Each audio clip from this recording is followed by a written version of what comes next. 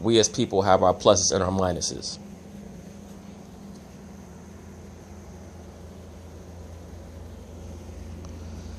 Super Omnicron says at 7:51, it says, it appears as if females need guidance but are distracted by Vice, Huffington Post, Essence. That's a great comment.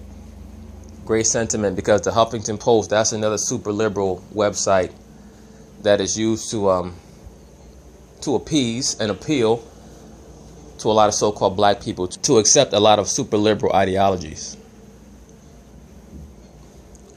But Super Omnicron says, it appears as if females need guidance but are distracted by Vice, Huffington Post, Essence. People need to interact and find one another, but can't and are not encouraged to. That's because we're living in a cultureless environment. I don't think we are leaving them behind. They will need to compromise, and so will we to a certain degree. Well, the man needs to compromise in regards to understanding what his culture is supposed to be.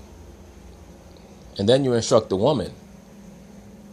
The woman's not really going to compromise. The woman's going to compromise when all hell breaks loose. Then she's going to be looking for men. She's going to be looking for any man to help her. Because all that strong woman stuff, that's a facade, man. Original Man said, why are YouTube black simp channels always so concerned about a racist, gynocentric society and its broken, spoiled females who are almost never equally concerned about black men? That's not the sign of a real man, that's the sign of a fool. I encourage real men to abandon American females and the gynocracy, maintain themselves, and travel the world. Caucasian simps are going to keep simping, being antagonistic towards Aboriginal men, and funding females simply for them being females. Learn to live your own life and stop being so worried about these indirect jabs the simp media keeps promoting. Let me say this.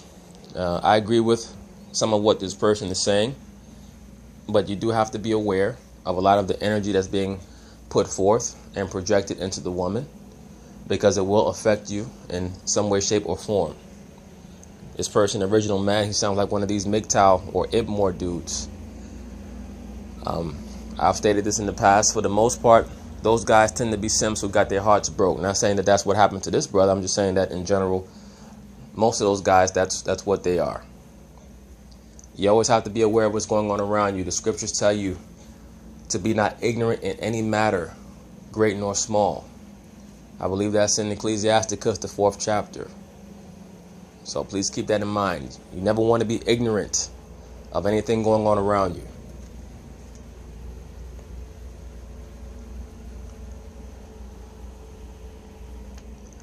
Beatman said Costa Rica is 80% white.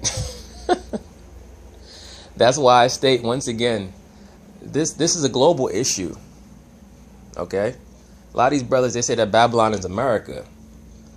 This entire planet is under the Babylonian mystery school system. Okay? The entire planet.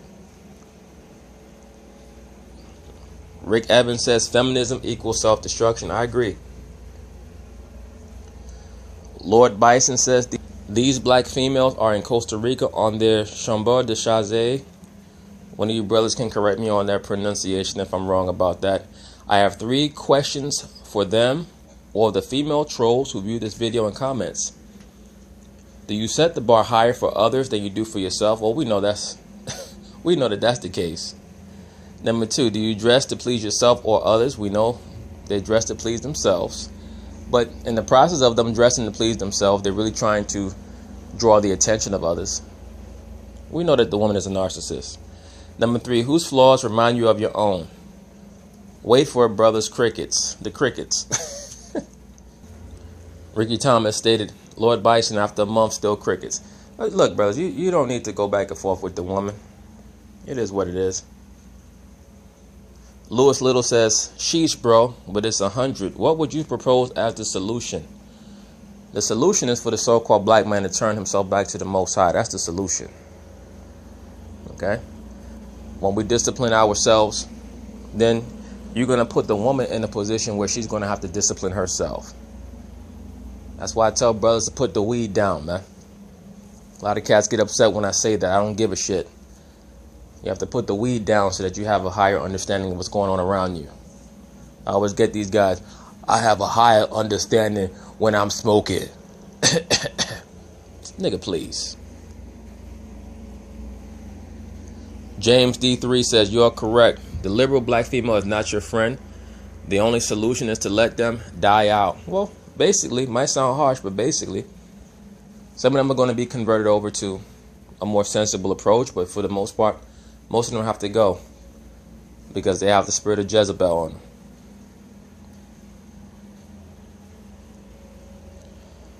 Stop protesting for disrespectful, though I'm guessing that the rest of the name is stop protesting for disrespectful black men, something like that.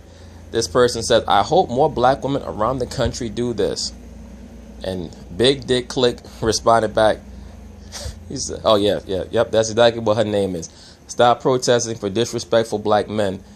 And Big Dick Click stated, of course you would hope so. And let me say this, that's a sentiment that is being pushed now from a lot of liberal females, that that they should stop protesting for so-called black men that are quote-unquote disrespecting black women. Let me say this very quickly. The liberal black woman does not protest for black men. She protests to get attention. She just needs to use the death of black men to get attention. The liberal black woman, once again, the Black Lives Matter movement, or Black Lesbians Matter movement as I call it, they do not protest for the black man. They protest for attention. Go to their website, and their website will tell you what they're really about. All they're about is the casting down of the so-called black man, but they know that there are far fewer so-called black women that get killed in these police situations than black men. So they have to use the black man as a way to garner attention for themselves. I.R. Johnson says to stop protesting for disrespectful black men. Good, they need to get the fuck on. Oh boy. GFFF stated that they're at the Trump resort in Costa Rica. Trump getting paid. Probably is getting paid. Hollywood Hawkins says these liberal men and women can't live with knowing so-called white people won't accept them. It's pitiful and pathetic. I agree. Most of them are having all these breakdowns because they can't get that hug, and that's all it's about. All this attention mongering is all to get the attention and the hug of Caucasians. And I don't necessarily even blame a lot of these liberal blacks of this generation. This is a paradigm that was created from Martin Luther King. I mean, we can go back to so-called slavery, of course, but then also we can go through the education system, which is used to indoctrinate so-called blacks into believing that we all come from slaves. And then you had a lot of the black Luciferians that rose into prominence starting in the late 1800s with Frederick Douglass. And then, of course, you have W.E.B. Du Bois, Martin Luther King, and A. Philip Randolph, Bayard Rustin. The list goes on and on. Jerome Brown said, liberalism is infecting the Caribbean too. It is the same mentality. Of course, it's spreading like a virus. Rip Van said, the problem with women in general is that they want male status without putting in male work. Well, that's obvious. That's obvious, but that's part of the entitlement issue. The woman wants all the glory of quote-unquote equality, but they don't want any of the hardships. They don't want to be held accountable. Culpability and accountability are foreign concepts for the average so-called woman, definitely for the average liberal woman. Rip Van said they are not builders or creators, but want to reap where they have not sown. And this is very controversial, but it's the truth. Women, modern day women, are very fond of talking about all the things that women do and blah, blah, blah. And, you know, it's like the Chris Rock joke where a man says that he takes care of his kids and Chris Rock says, you're supposed to, and everybody laughs. But when the woman says that she cooks and she cleans, if you were to say you're supposed to, everybody would think that you're being misogynist, supposedly. They talk about all the things that they've done. Everything, just go outside and look around you. Everything that was built was made by a man or designed by a man. I promise you that. The buildings, the bridges, the tunnels, the streets, the canals, the reservoirs, they're all built by men. Go inside of your house, the refrigerators, the lights, the TVs, they're all built by men. That's why I say all that gender war shit is silly. It's just two people arguing about who did what, as opposed to just vibing together like you're supposed to. But Rip Van says they're not builders or creators. They're not. I mean, other than in assisting with the creation of the child, which is the most important creation. That's the most important creation. He says they're not builders or creators, but want to reap where they have not sown. Of course, not all, however many.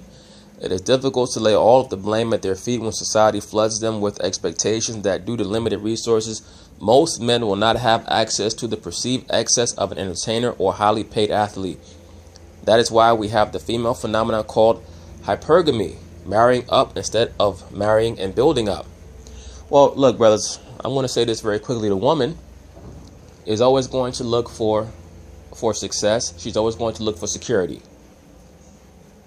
So no matter how much you believe in the love dynamic, the woman is a groupie by nature. You have to understand that. Okay, I'm going to say it again. The woman is a groupie by nature. She could be walking down the street with her man who she's been married to for 10 years and quote unquote love or whatever, and her favorite male entertainer may walk by and she may let out an involuntary scream. She may get a little moist down there.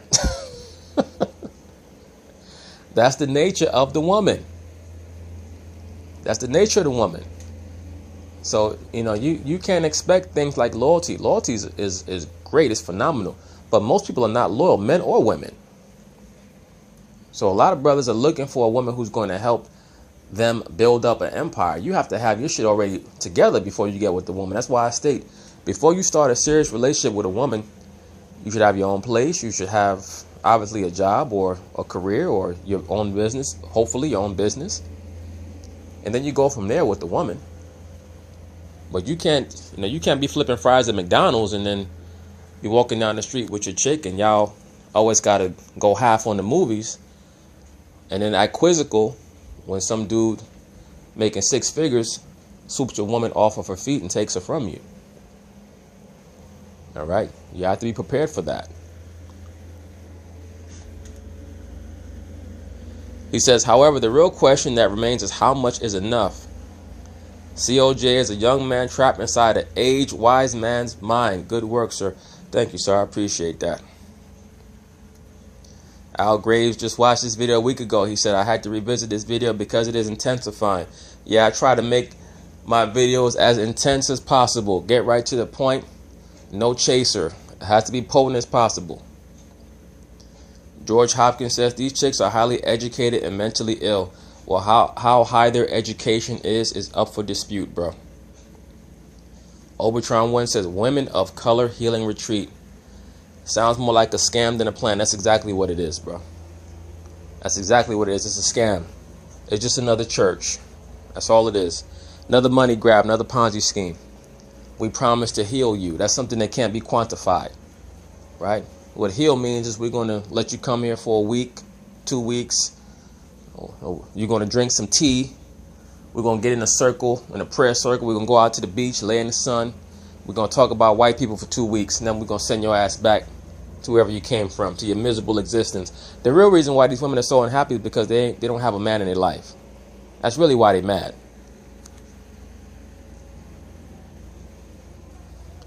All Peace Pearson said this woman and her husband did what most pro-blacks will not do. She got tired of America and left. I agree. That's why I gave her credit in the video. She is not just complaining on the internet. She has a business and land. I admire her because she has taken action. Not one time did she or any other woman talk negatively about black men. The women have been called all kinds of insults in these comments. The women are exercising and eating healthy. I doubt that. I doubt that. At least they are trying to change and to heal. Let me say this very quickly. The feature was not about how those women felt about black men. Okay? This video is not even about what they said about black men. I don't make videos about what people say. I make videos about my perspective, what I'm able to perceive. Okay? That's why I say things, and then 7 months, 8 months, 9 months down the line, brothers come back and say, yo, you were right about what you said 9, 10 months ago. I said, I know, because I pay attention. Okay? I don't just see, I watch. I don't just hear, I listen. It's a big distinction between seeing and watching. You could see something, but it don't mean that you're watching. You could hear something, it don't mean that you're listening. I watch and I listen. I don't just see and hear. So I don't have to have these women sit down in an interview and say, black men this and black men that. I already know. I already know the programming. So I address it from that perspective for these brothers. Because if I was thinking like a woman, then I would say, oh yeah, that's great. The black woman has gone to Costa Rica to get away from these crackers. Yeah. That's normal two-dimensional thinking, pro-blackity black bullshit.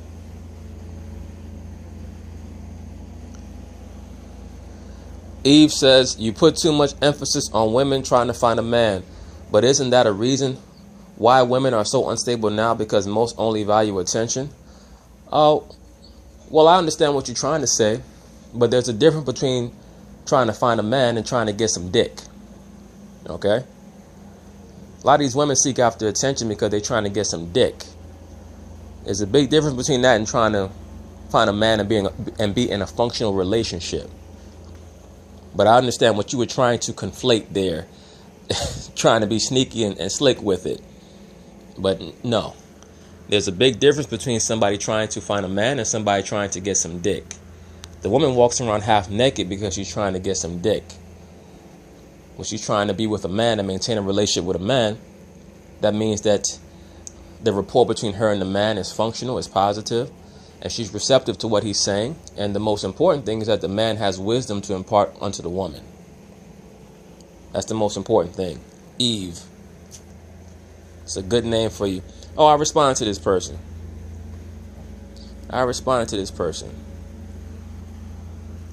I said, this channel is not for liberal black females. It's not, even though a lot of them come on my channel talking shit. The woman was created to be a wife to a man. Absolutely. Just like your name says, Eve, meaning life. Women are unstable because they've embraced Luciferianism. That's absolutely true. I agree with you, Chronicles. I agree with you, brother. Let's see here. Oh, I remember this person. Oh, my God. I remember this person. Cunning woman of Yahweh. And brothers, you know, I keep talking about this video. I got to do this video on the Deborah demon, a.k.a. the Jezebel spirit. Because I remember this. This one was talking about something about ear piercing or something like that. Let me see what she had to say here. Cunning woman of Yahweh states, where does God's law say it's okay to pierce your ears or nose? You are not supposed to make any mark in your flesh.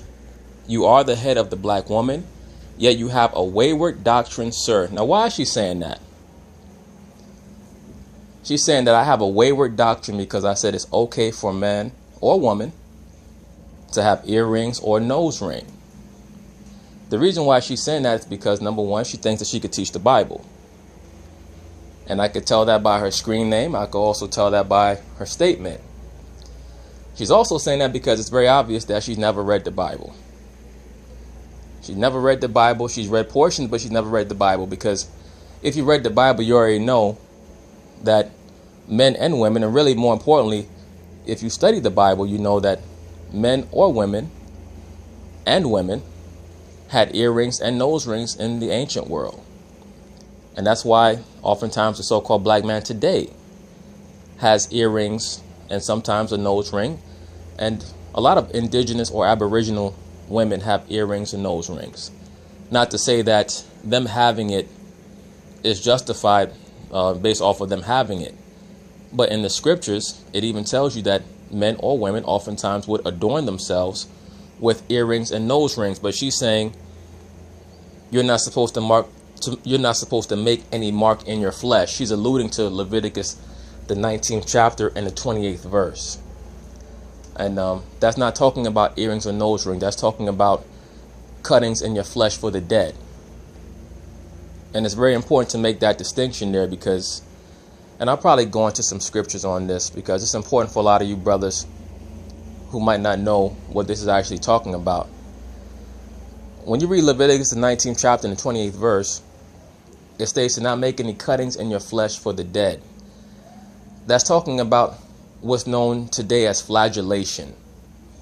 All right, and that word is spelled, for those of you brothers who want to look it up, F as in Frank, L as in Larry, A as in Apple, G as in George, E as in Edward, L as in Larry, L as in Larry, A as in Apple, T as in Thomas, I as in India, O as in Oscar, N as in Nancy. Flagellation is basically self-mutilation. And this is why when I make a lot of these videos, I like to address the Osiris angle, or the Asar angle, the pagan worship angle. Because as I've stated in many of these videos, Asar was put forth by his father Cush as the manifestation of the divine prophecy of Christ. Remember, one of the roles of Christ on the earth was to nullify the fall of man, the fall of Adam. So Adam brought death, Christ brought life.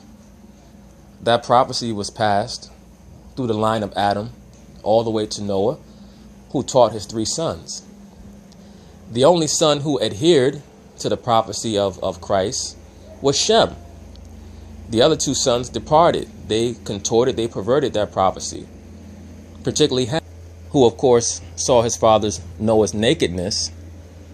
Meaning what? Some people think that he may have forcibly had intercourse with Noah. Some people believe that it was just that he saw Noah naked. Either way, Noah was drunken and Ham saw his nakedness. Now we know in the context of Leviticus, the 18th chapter, seeing someone's nakedness always implies sexual intercourse. Either way, Ham saw his father's nakedness. Ham also perverted the teachings of the Mashiach, or the Messiah that was to come, unto his son Cush. And Cush was known as the great prophet, the divine oracle. And he had a son Nimrod. And Nimrod is the person who became known across the world by many names. He was known as Osiris, meaning the seed. He was known as Sheba. He was known as Saturn, Kronos, etc. Nimrod eventually was killed by Shem and a confederation of other righteous men who sought to take Nimrod down for leading the apostasy against the Most High. And he was dismembered. And in a way of remembrance of the sacrifice of Nimrod, his followers started to mutilate themselves. They started to stab themselves. All right? They started to cut themselves and slash themselves. Another name for Osiris or Nimrod was Baal. And the priests of Baal would cut themselves. You could read about that, I believe, in 1 Kings, the 18th chapter. Remember the story of Elijah. When Elijah went against the prophets of Baal, they started to cut themselves, because that is how they worship Baal. Because once again, Osiris was dismembered. Saturn or Kronos was dismembered. Okay, he was dismembered by Shem. You can read about that, I think, yeah. 1 Kings 18, after verse 20, somewhere around the 27th, 28th verse, you can read that. But that's what Leviticus 19:28 is talking about. It's not talking about earrings or nose rings. Okay? When you mutilated yourself or you cut yourself, that became known in the Catholic Church as flagellation. And you can look that up. When they flail on themselves with that whip, that's the same item that is shown that Osiris had, the crook and the flail. The flail is like a whip to drive cattle. That's why Osiris is also known as the Great Shepherd. He was known as that way before Christ. Why is that? Because once again, Cush, or really Pharaoh Manes, because that's who Cush was also known as, the numberer. He tried to put all those characteristics on his son, because he learned about these prophecies through Noah and his father Ham. Okay, so they were always depicted with the crook and the flail. To this day, who has the crook? The Pope. He walks around with the crook. He's the avatar of Cush. He even has the headdress of the Pope, which is for Dagon, the fish god. That was just the Semitic version of the headpiece that was worn by the pharaohs of Kemet. The word pharaoh means shepherd. All right, but just to get back to the point, when you read Leviticus, the 19th chapter, and the 28th verse, and it says not to make cuttings in your flesh, it's talking about the scarifications, the cuttings that were made by the priests of Baal or the priests of Osiris. And that still happens all across the earth. As a matter of fact, since we're talking about Cush and his son Nimrod, when you look at the tribes, the Nilotic tribes, who are the Cushites today, they still practice the cuttings in their flesh. Look up the Nuer tribe, Nuer, or the Dinka, or even many of the tribes in West Africa who practice scarification of their face, because they're the descendants of the Canaanites. Remember, when you read Leviticus, the 18th chapter, in the first or second verse, what does the Most High tell us? What does Moses tell us, really acting as an intermediary for the Most High? He tells the children of Israel to not do what the Egyptians did behind us, and don't do what the Canaanites are doing in front of us. And then that's when you start to read the laws in Leviticus 18, 19, 20, 21, talking about not seeing your family, your immediate family's nakedness, not cutting yourself, not shaving the corners of your beard, not balding your head. Why is that? Because the priests of Osiris, they would shave their head bald purposefully. Okay? They would cut off their beards, so they would be completely clean shaven. And that portion also warns us against necromancy and being a diviner, being a wizard, a necromancer, engaging in homosexuality, lesbianism, bestiality. Why is that? Because as Leviticus, the 18th chapter, the start of the 18th chapter tells us, that is what the Canaanites and the Egyptians were doing. In other words, the Nilotic tribes in Africa and many of the people that live in the western part of Africa, that's what they were doing. That's where scarification comes from. It's in honor of Asar or Osiris. Okay, and there are many cultures all across the world that still do it. In the Philippines, where they're strictly Catholic, they still follow a lot of the Catholic rituals from the 1600s. They still whip themselves. Okay, that's what that's talking about when it's talking about a cutting in of the flesh. Because there was never an issue with the men or the women in Israel having a nose ring or an earring. And that's what was stated in the video. So when you read, there's many scriptures you can go to that show you that men and women had earrings and or nose rings. I'll probably add an addendum to this and just delve into it a little bit more. I think Genesis 24, somewhere around the 45th, 47th verse, it tells you that Isaac, he put earrings on Rebecca. I believe it said he put a bracelet on her as well. When you go to Exodus, the 32nd chapter, it tells you when Israel was trying to have Aaron make the golden calf for them, or the Apis bull, because they wanted to return to the worship of Osiris or Asar. Aaron had them give him their earrings, all their jewelry, and it tells you the earrings from the men, the women, and the boys, and the children. Okay? Isaiah, the 3rd chapter, which is a chapter that a lot of brothers are familiar with, when it tells you about the curses that the Most High put on the women of Judah. It tells you that they had earrings on and they had all type of intricate jewelry. We were never a basic people. Okay?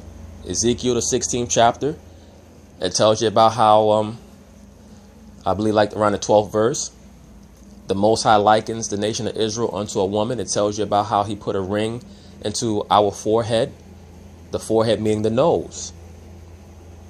Okay? It's okay for you to have a piercing in your ears or in your nose. It's not okay for you to have piercings in your eyebrows, in your tongue, in your lip, in your cheek, in your neck, in your a lot of time women today, they got piercings in their breasts, in their nipples, in their clitoris. Men having piercings in their scrotum sac, in their penis. The only place that you're allowed to have piercings is in your ear or in your nose, and or your nose. Okay, so there's nothing wrong with that. But once again, this person here, cunning woman of Yahweh, she just wants to teach, and she wants to act like she's a teacher. Oh yeah, and let me not forget, when you go to Job, the 42nd chapter, when Job was finally reinstated into his rightful place, what did the people do? They came and they gave him earrings, right? What was he going to do with them earrings? He was going to wear them. So let's look. I know that I responded to this person, but I didn't respond to her with anything of substance. Yeah, here I go. I said, if you don't know where the Bible states that it's okay to have piercings, how are you qualified to discern a wayward doctrine? Right. Oh, okay. She responded back. Of course she did, because she's looking for all type of. She's looking for smoke. She wants some attention. And notice her name is Cunning Woman of Yahweh. Brothers, you ever notice these women that claim to be so godly? They never call themselves loyal wife to a man of the Lord. That's never their screen name. Their screen name is always something to glorify themselves. Cunning Woman of Yahweh. Hebrew Princess. Israelite Queen. All this dumb shit. When are you just going to be a good wife and a mother? That's your job. But anyways, let me see what Cunning Woman of Yahweh said. Chronicles of Judah, you clearly don't know either, because if you could name the verse to prove me wrong, you would have. No, ma'am, the reason why I didn't name any verses for you is because I'm not here to go back and forth with women. I'm not here to teach you. That's your man's job.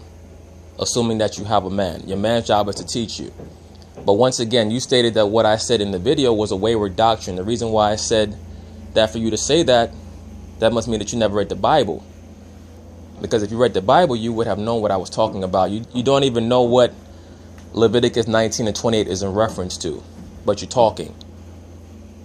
That's a major problem. And that's what I mean when I talk about the Deborah demon or the Jezebel spirit. That's a major problem amongst many of these so-called liberal black women. Because they're just liberal black women with a Bible in their hand. They're trying to act like they know things that they don't know. Let me see here. She says, you clearly don't know either, because if you could name the verse to prove me wrong, you would have. Teach me something, brother. Please enlighten me as the lesser vessel, but you can't, because the chapter and verse don't exist. Like I said, wayward doctrine. Well, you really don't want to learn. You really just want to argue. Cunning Woman of Yahweh. And if it said that, which I highly doubt, you would still be a contradictory mess, because I've heard you say women with a lot of piercing in their face and body are whores, etc.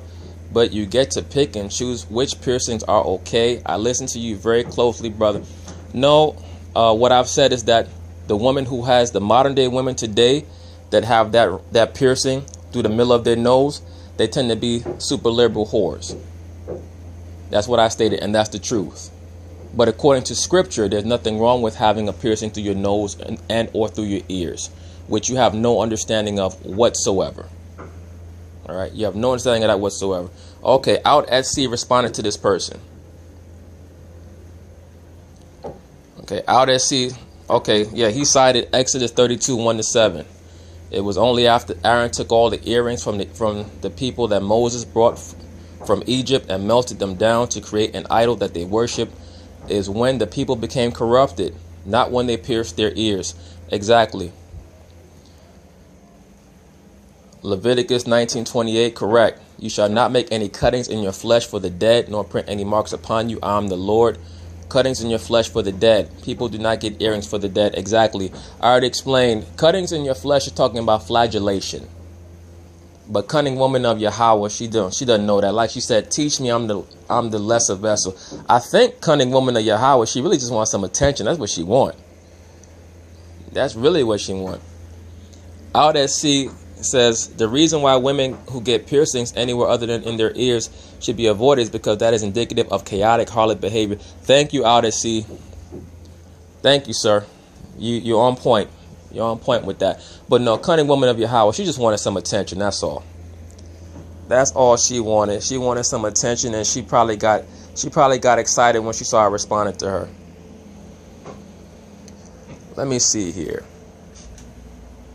All right, so brothers, this is an entry in the Bible dictionary that I have. One of the Bible dictionaries that I have, the Zondervan Bible Dictionary, which I'm sure many of you brothers also have as well. Those of you who read and study the Bible. And this is the entry on earrings.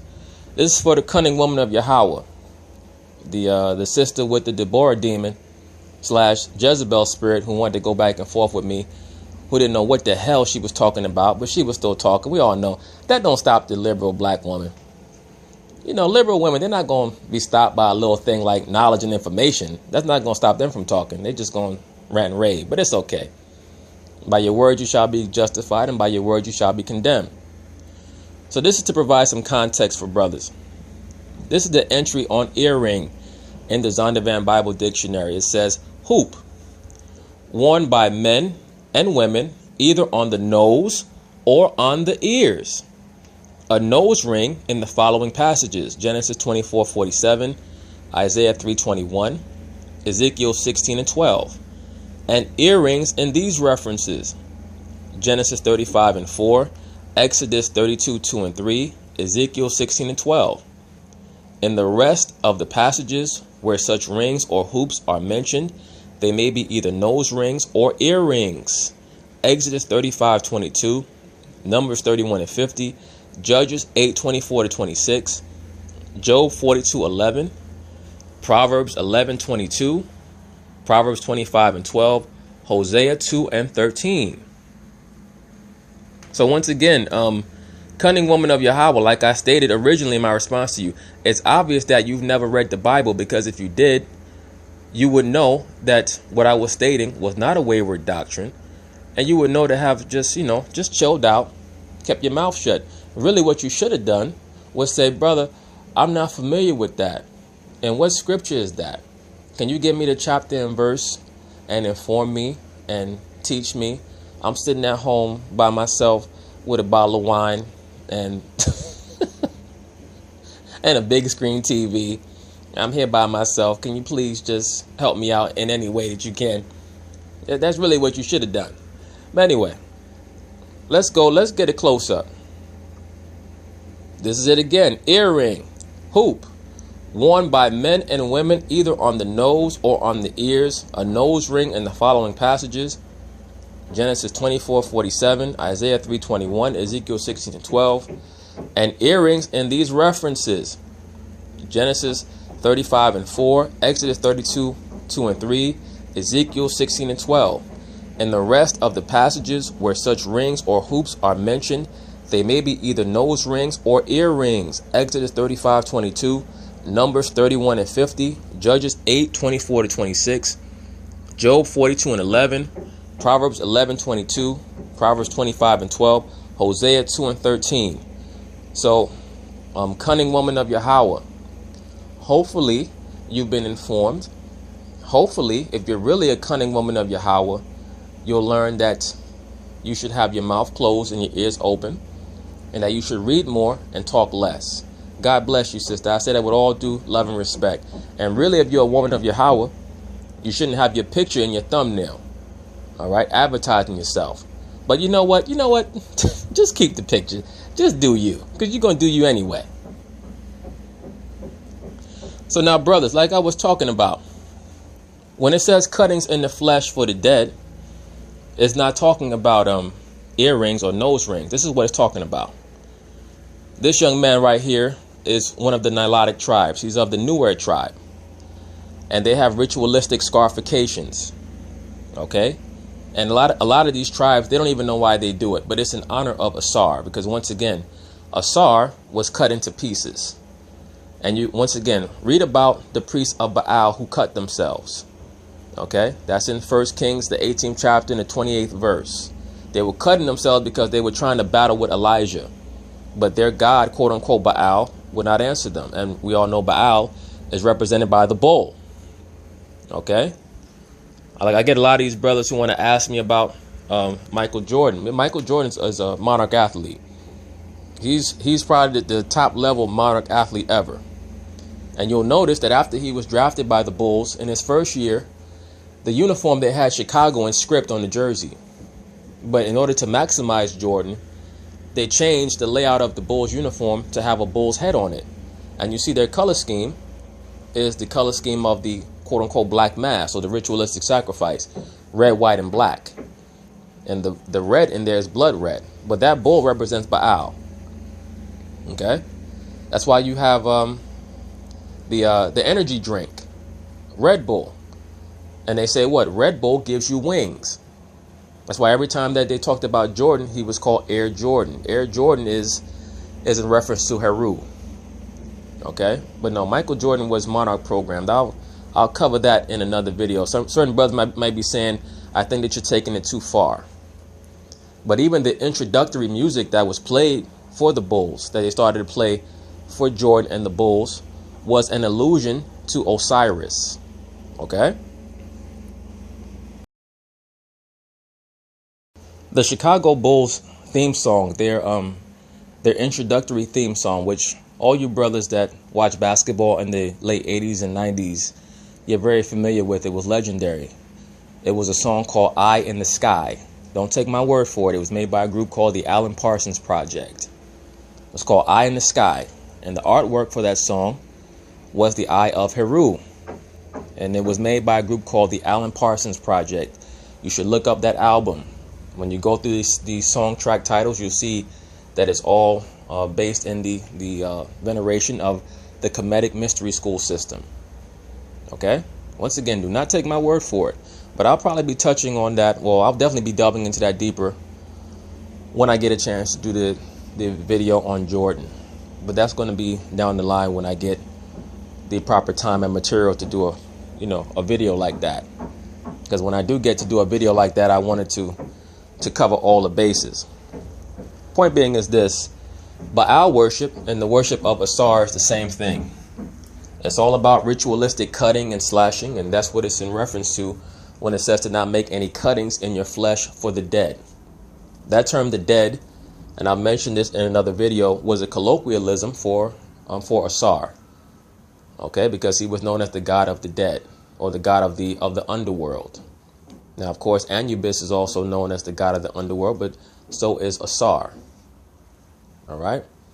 So just to get back to the point, when you see these people who ritualistically scar themselves, it's for Asar.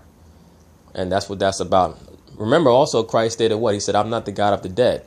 I'm the God of the living. So that was him saying, I am not Asar. Because Christ even knew that the role of Asar was to act as the left-hand version of himself. Asar was the false fulfillment of a real prophecy. And that's why to this day, so many of these Luciferian brothers, these Kemetic brothers, they try to tell you that Christ is really just Asar and all this other, because they're confounded. Or you'll have people who tell you that Christ and Lucifer are the same. No, they're not. They're just mirrors of each other. And it's meant for you to understand the difference between the sheep and the goat. Right?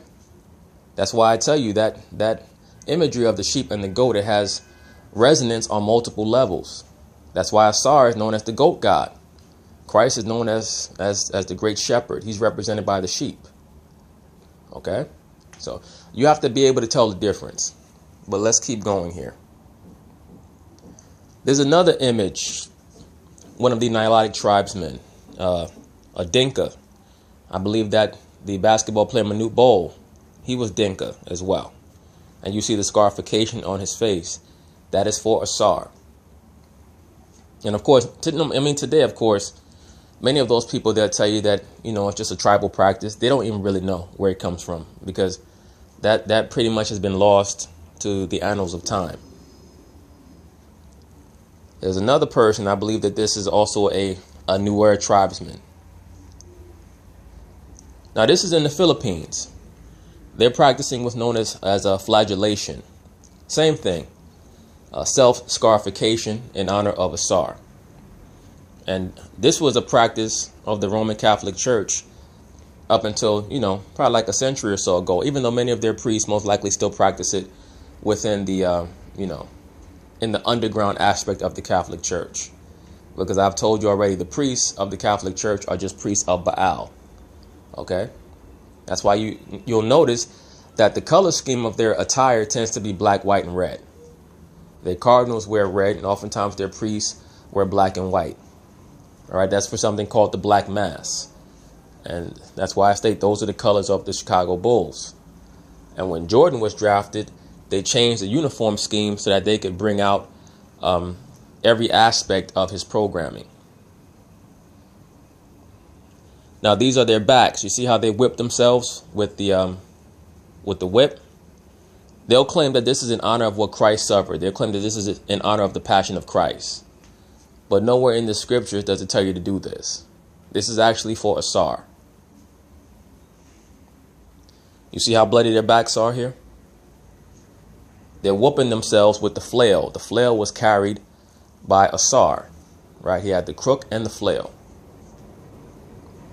But hopefully, this will provide some clarity to many of the false assertions made by quote-unquote cunning woman of Yahweh. All right? Just so that you brothers have an understanding. When it states in Leviticus 19:28, and I believe it reiterates it in Leviticus 21:5, to not put cuttings in your flesh, it's not talking about earrings or nose rings. It's talking about self-scarification. And once again, if you want to read an example of that, go to 1 Kings 18:28. I believe the story starts up around the 20th or 19th verse. All right, so brothers, now this is going to be an article that I found on the Huffington Post. It's called "This is the Last Generation of Scarification in Africa." It says Joanna Chumali's series, Habre, The Last Generation, traces the final remnants of a dying tradition. The Ko language word means writing, but also stands for the practice of scarification that's common to West Africa. Followers of the custom place superficial incisions on their skin using stones, glass, or knives, amounting to permanent body decoration that communicates a myriad of cultural expressions. As you can see, here's the so-called West African woman with a scarified face. I told you most of the West Africans are descendants of the Canaanites. Okay? So once again, that's why when you read Leviticus, the 18th chapter, around the 1st to 3rd verse, the Most High tells the children of Israel to not do what the Egyptians did behind them and what the Canaanites did ahead of them, which is scarify their face in honor of Osiris or Asar, aka Nimrod, who was killed and he was chopped up, he was stabbed to death, right, and dismembered. Miss K. Janeba, shop owner, co-tribe from Burkina Faso. People find it pretty, but I think it's ugly. We are not like others. In the past, when you had a smooth face, you were rejected. I used to like my scars. They were beautiful. We used to brag about them. But now in the city, it is definitely out of fashion. You are called names like torn face, and it hurts. That's because all across the world, the people are becoming westernized. So now they're becoming demonized for still adhering to those cultural practices. It says here that scarification almost always happens in a culture where there is so much melanin in skin that it will be difficult to see a tattoo. No, that's not true. That's not true, because as we already saw, it happens also in the Philippines. It also happens in the ancient world amongst the ancient Romans, and who many of them, not all of them, but many of them were Caucasian, at least the Imperial Roman time period from right before Julius Caesar all the way to Titus and Vespasian. But from Papua New Guinea to Ethiopia, the cuts and scarring can symbolize identity in a number of ways, whether it be status within a community, passage into adulthood, or a connection to a spiritual group. Chumali, based in Abidjan, Republic of Côte d'Ivoire, encountered scarification as a child in the 1980s. I remember Mr. Ekra, the driver who took me to school. Ekra had large scars that marked his face from temple to chin, she recalled to HuffPost. I found these fascinating geometric shapes. Ekra was not an exception. It was common to see people of various scars proudly displaying their social origins. So as you can see, that's what the scarification is about. I'm not going to read the whole article. Point being, I just wanted to provide some context for brothers who might not have been aware of what Leviticus 19 and 28 was in reference to. All right? Because once again, that's who I gear my channel towards. I gear it towards the men. Because the men, you have to go and teach your woman, man. That's the point. That's why you have so many females on the internet trying to argue back and forth with random men, because they don't have no man. So when you brothers go and you have a woman, hopefully she's interested in what you're interested in, and then you can inform her about spiritual things so that they don't make a fool of themselves like cunning woman of Yahweh did.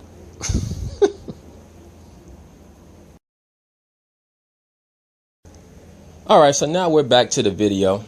I've already went over the scriptures on scarification and what it meant to make cuttings in your flesh for the dead as opposed to having earrings or nose rings.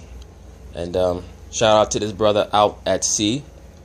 He also showed that he had a certain level of understanding, so good for him. So let's continue on here. Gregory